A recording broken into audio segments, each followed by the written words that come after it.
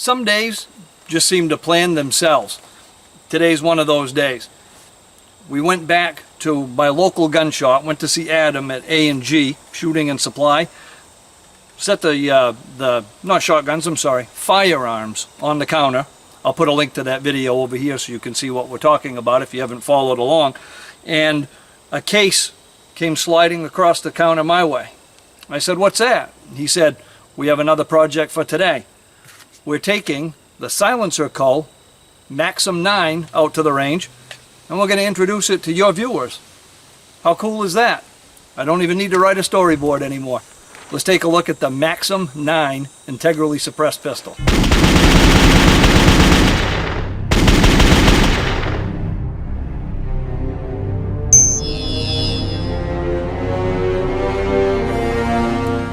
I don't even know where to start with this. It is so cool and unique and interesting. I guess we'll start at the beginning.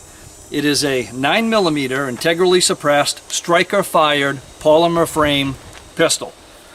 It's made by SilencerCo, and the bar was already set pretty high as soon as I learned that they were creating a new offering. SilencerCo came onto the industry several years ago like they were on fire. They were the new kids on the block, but they weren't doing things like everybody else. They were doing things like they do them, and that shows in their new technology and their new offerings. My first experience with SilencerCo was with the Osprey, the SilencerCo Osprey. Now, all of the suppressors, or at least the vast majority of the suppressors on the market, ones that were being sold, were round. Typically, they obscured the sights, unless you had special sights on your pistol.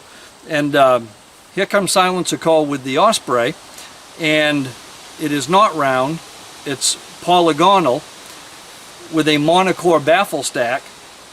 It doesn't break the sight plane, so typically you can see the sights over the top without being obscured on a pistol, without having to have special sights. But they were thinking ahead even further than that. If you couldn't see the sights, you could follow the top of the suppressor, since it's flat, as a natural extension of the slide, and you could still aim anyway. It would almost, you could almost look right through it, and you had a flat plane to aim with. Brilliant. Now, we tested and introduced the Osprey several years ago in a technical article in Small Arms Review magazine, and I'll put a link over here as well to that article that I penned if you enjoy reading as much as you do watching these reviews. But the SilencerCo Osprey is something that's been a fixture on my guns, personal guns, range guns, work guns. I really like them. They're really, really nice. They're stylish, and they perform. We always put function over form. This just happens to have both. It has the same unique basic shape as the Osprey.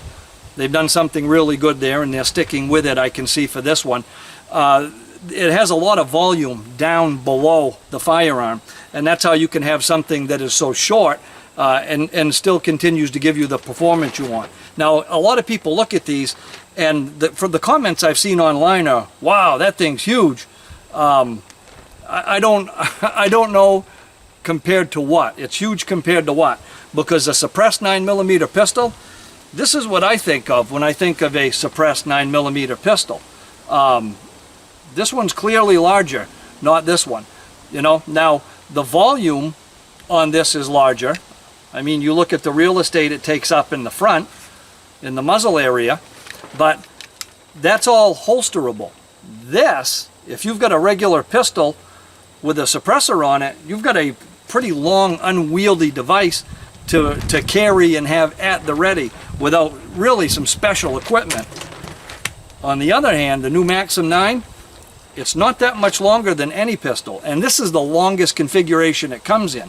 This can be shortened back to a K version. This is not going to be a technical evaluation by any stretch, just an introduction, because I couldn't wait to get out here and shoot this thing.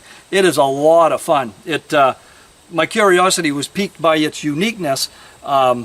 Now its style, its design, and its function is what I'm really enjoying. So I'm going to put a couple rounds down from each firearm, and that'll give us an apples to apples comparison too. We'll use the Osprey on my Glock 17, and then we'll shoot the Maxim9.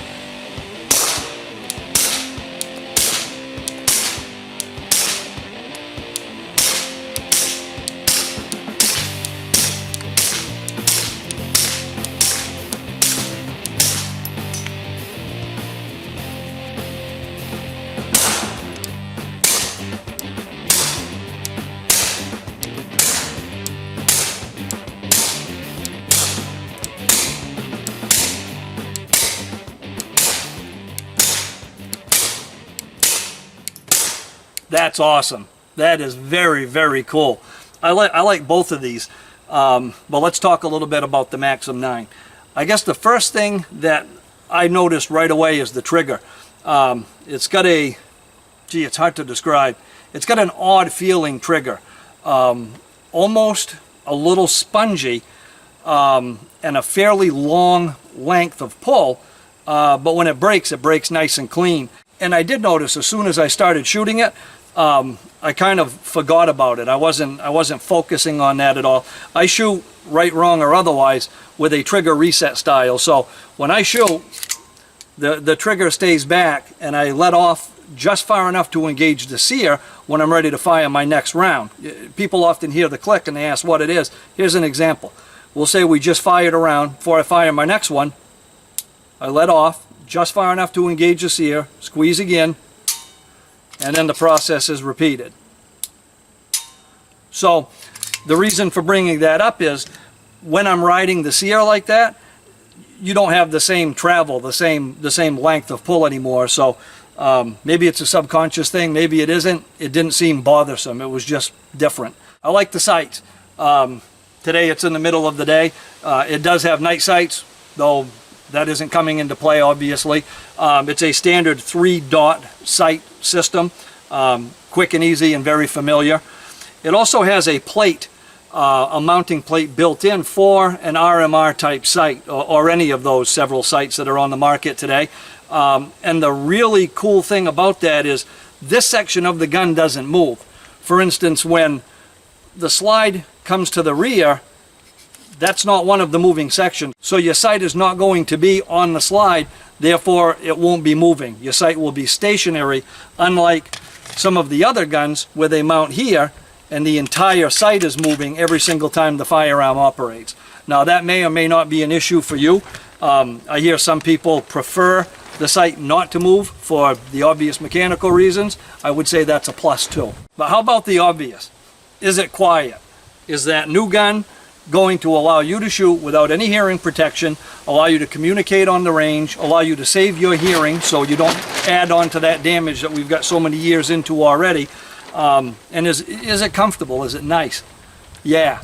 Hell yeah, absolutely hell yeah, it's really nice. Now I don't have a meter. If I did, I don't think that would matter anyway, because there are so many different numbers all over the place. That's why you typically find a lot of manufacturers not even using them anymore. Your ears and your experience is probably the most important. Now, we've discussed it in the past, but we're going to go into it just a little bit right now, and then we'll try something anyway. These little tiny cameras like we're using right now don't have the dynamic range to pick up the intricacy of a gunshot. The time is much too fast, so it isn't going to pick it up. Unfortunately, that makes a lot of things sound the same, even if they're vastly different in person. But knowing that we're comparing apples to apples, let's put a few rounds through the Maxim9. Let's put a few rounds through the Osprey one by one. Maxim9, Osprey, Maxim9, Osprey, at least so you can hear some type of comparison.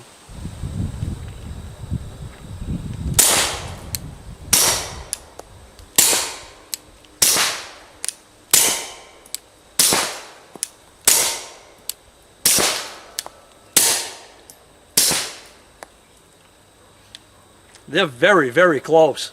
Both very comfortable. I like it. The SilencerCo Maxim9. What a cool, unique, interesting piece.